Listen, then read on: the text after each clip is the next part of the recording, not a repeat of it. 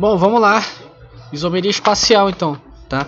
Espacial que a gente pode, né? A gente tem aqui no caso, a gente pode considerar como uma isomeria cis-trans.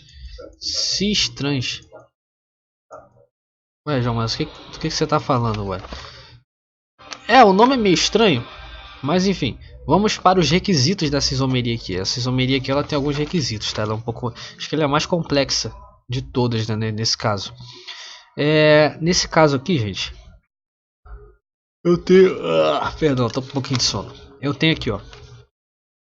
Tem que haver uma ligação dupla, tá? Isso no caso, se for uma cadeia aberta. Então, se eu tiver uma cadeia aberta, tem que ter ligação dupla, tá? Não pode ocorrer o caso de eu ter isomeria cis-trans numa cadeia que não tem uma dupla ligação, que não tem uma insaturação, não, isso não pode acontecer. Agora, se for uma cadeia fechada, aí pode ocorrer isomeria cis-trans, mesmo não tendo a dupla ligação, tá? Então são dois requisitos aí. Ou a cadeia é fechada, ou ela é aberta e tem dupla ligação, tá? Então anota isso também. Aí no caso aqui o segundo requisito era exatamente esse, que pode ser cadeia fechada que dispensa dupla, né? Bom, e pelo menos eu tenho aqui pelo menos um igual de lados opostos, né? Isso no caso da trans, ou um igual do mesmo lado, no caso cis. Como assim, João? Um igual. Ó, vocês vão analisar nesse caso aqui, ó. Vou fazer com a cadeia aberta para ficar mais fácil. Ó, eu vou ter aqui um R1, que é um radical, tá? Um radical qualquer. Vou ter aqui um R2. Eu vou ter aqui um R3 e um R4. Tá, analisando esse composto aqui para ver se ele tem isomeria cis-trans.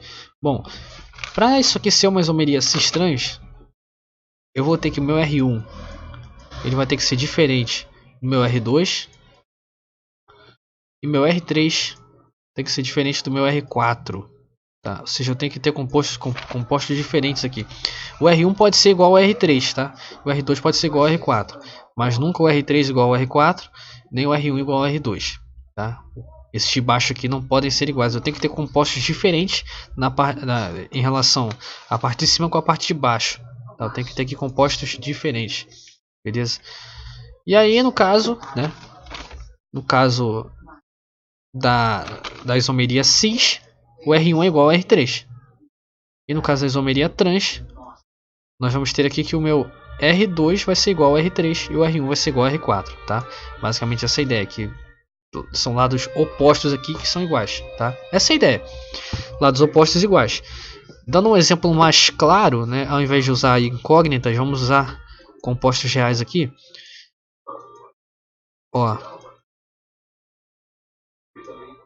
Cis, tá? E aqui, vamos fazer agora aqui, ó.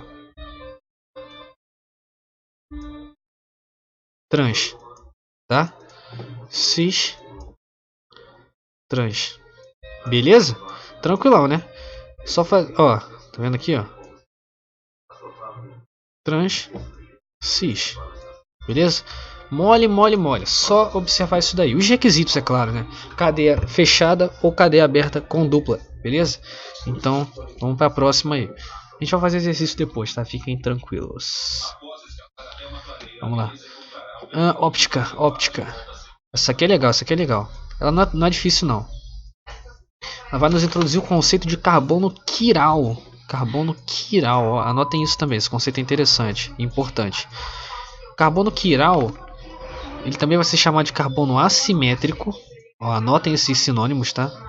Assimétrico.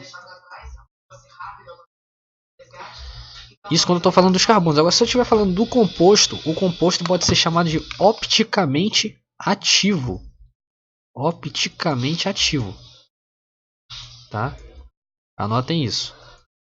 Opticamente ativo. Então isso aqui é referente ao carbono.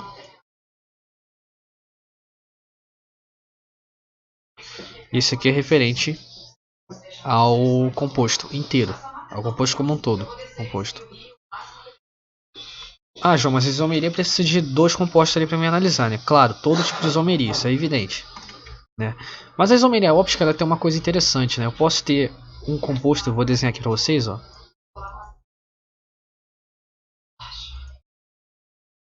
Aqui tem um álcool. Aqui tem um H. E aqui eu tenho um CH3. O que eu preciso saber para que eu consiga identificar uma isomeria óptica? Primeiro de tudo, é identificar o carbono quiral. Tem carbono quiral? Então ela vai ter isomeria óptica. Isso é fato.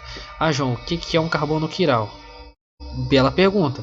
O carbono quiral vai ser aquele carbono que faz as 4 ligações aqui, só que cada uma das 4 serão diferentes entre si. Por exemplo, esse CH3 é diferente desse OH, que é diferente desse COOH aqui, que é diferente desse H, entendeu? Agora, se eu tivesse, por exemplo, um H lá em cima e outro H aqui embaixo, eu já descarto isomeria óptica aqui. Já descarto. E outra coisa, ao contrário da minha isomeria espacial cis-trans, que eu devo ter uma dupla ligação ou a cadeia deve ser fechada, no caso da óptica, eu não posso de maneira alguma ter dupla ligação, tá? Ou tripla, né? Se eu tiver isso daqui ou isso daqui, não existe isomeria óptica, não existe, não tem como existir. Assim como não vai existir carbono quiral, tá? Até porque se eu tenho um carbono ligado no outro, não é quiral, né? Não pode ser quiral, tá? Preciso ter ligações diferentes nos 4 polos do carbono, se é que eu posso chamar isso de polos, né? Então eu tenho que ter aqui coisas diferentes ligadas no carbono.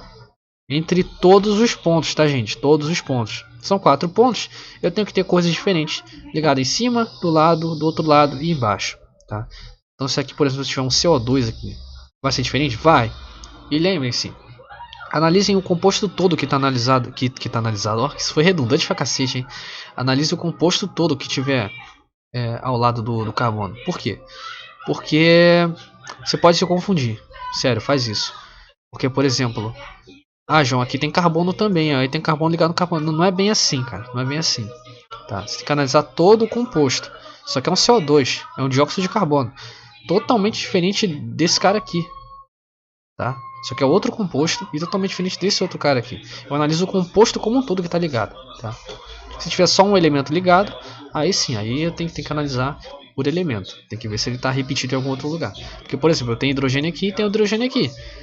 Aí eu já poderia descartar que era quiral, mas não funciona assim. Porque aqui eu tenho um composto inteiro.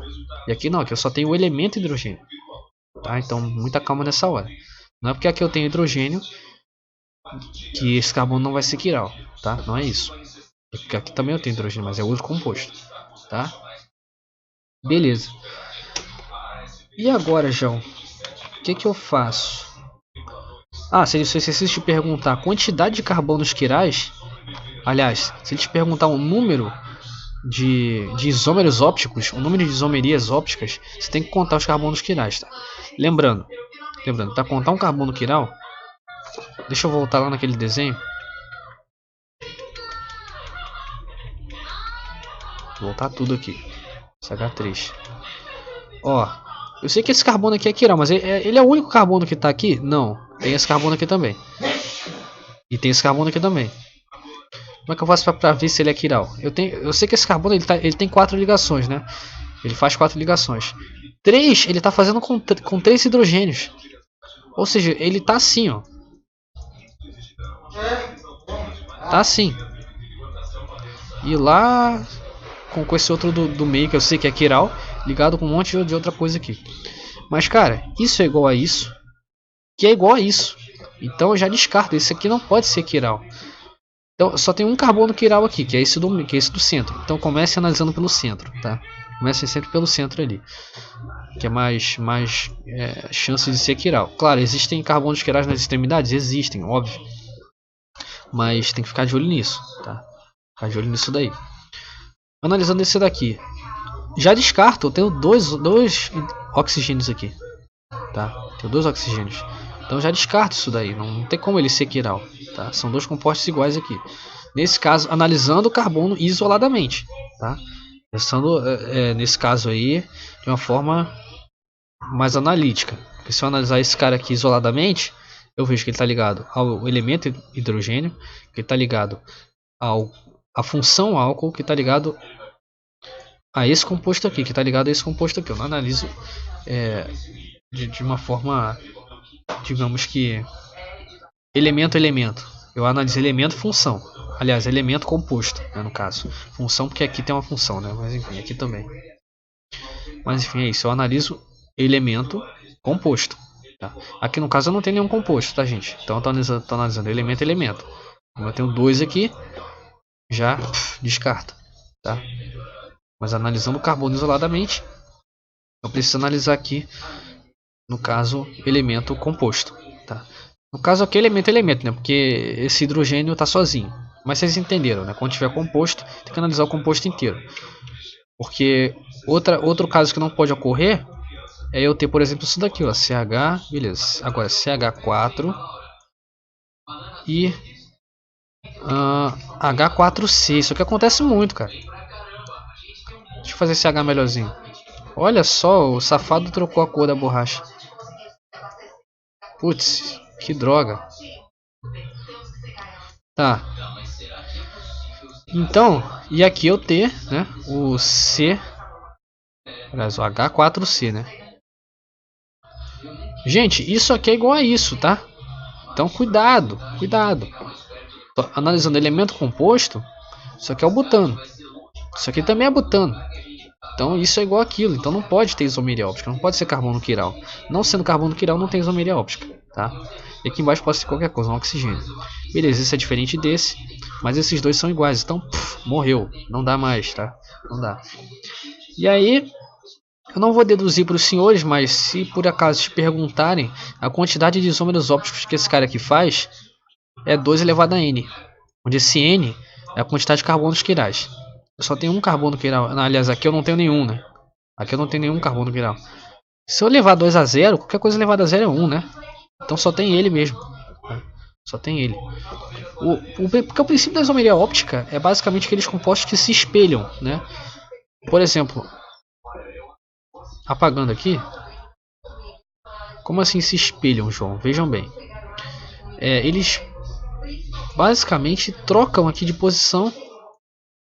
Ou eles têm essa propriedade de trocar de posição. Vou botar um CH3 aqui para diferenciar. Agora é diferente. Eu posso ter isso daqui, né? Eu posso ter isso daqui, ó.